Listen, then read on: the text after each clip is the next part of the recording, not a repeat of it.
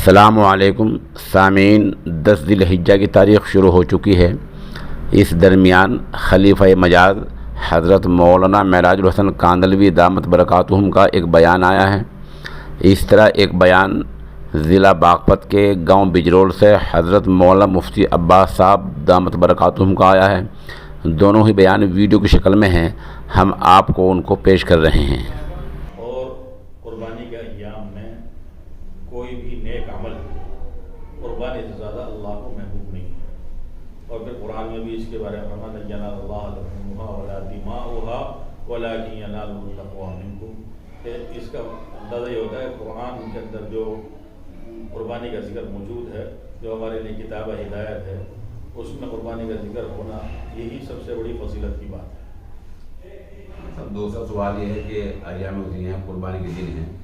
ملک میں کورونا کی مہاماری ہے، سرکاری گائیڈ لائن آ چکی ہے، تو عید کی نماز کے لیے ہمیں کیا کرنا چاہیے اہل اسلام کو؟ جیسا کہ پورے ملک میں کورونا مہاماری اور پوری دنیا اس سے جوجھ رہی ہے، تو میری اپنے تمام ایمان والوں مسلمانوں سے درخواست ہے، اپیل ہے کہ وہ سرکاری گائیڈ لائن کا خیال رکھتے ہوئے عید الاضحیٰ کی نماز ادا کریں، نہ کہ یہ کہ اجازت مل گئی ہے تو ہم ان گائیڈ لائنس کو فالو نہ کر کے ان کو توڑ کر اپنی منمانی کریں، بلکہ جو گائیڈ لائنس جاری کی جا رہی ہیں سوشل ڈسٹینس کی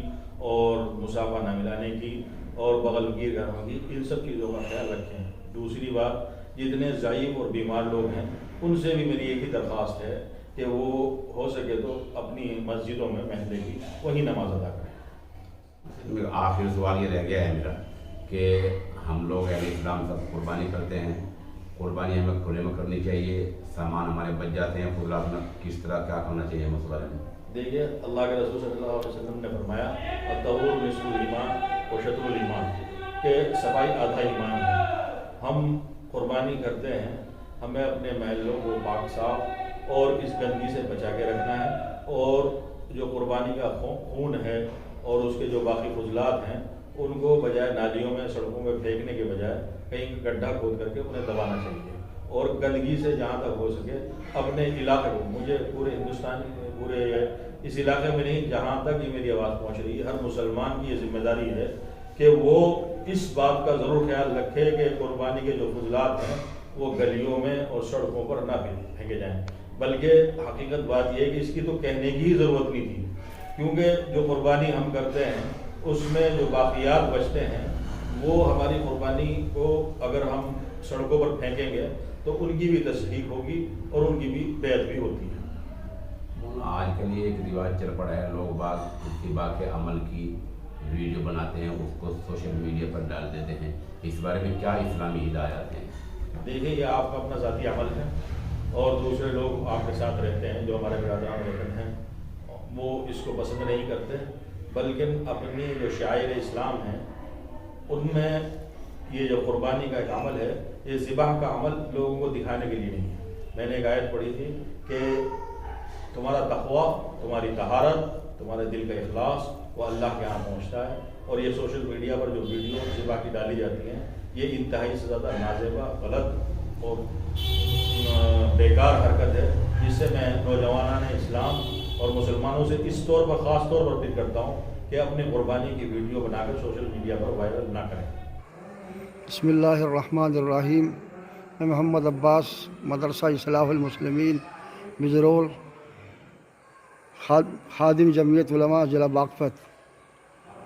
اس وقت ہونے والے 21 تاریخ کی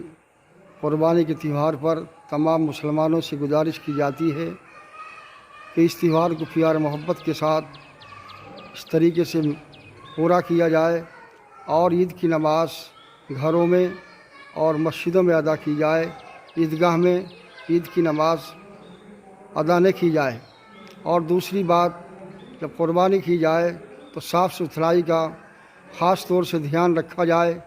اور پردے کے ساتھ کی جائے، تاکہ کسی کو ہمارے اس عمل سے تکلیف نہ ہو۔ اور تمامی حضرات سے گزارش ہے کہ پیار محبت کے ساتھ اس تہوار کو مکمل کیا جائے، اور سرکاری گائیڈ لائن کے مطابق، جیسا کہ ہم نے اس کو پہلے بھی پالن کیا ہے اور آئندہ بھی کرتے رہیں گے، उसी के मुताबिक इस त्यौहार को पूरा किया जाए। शुक्रिया।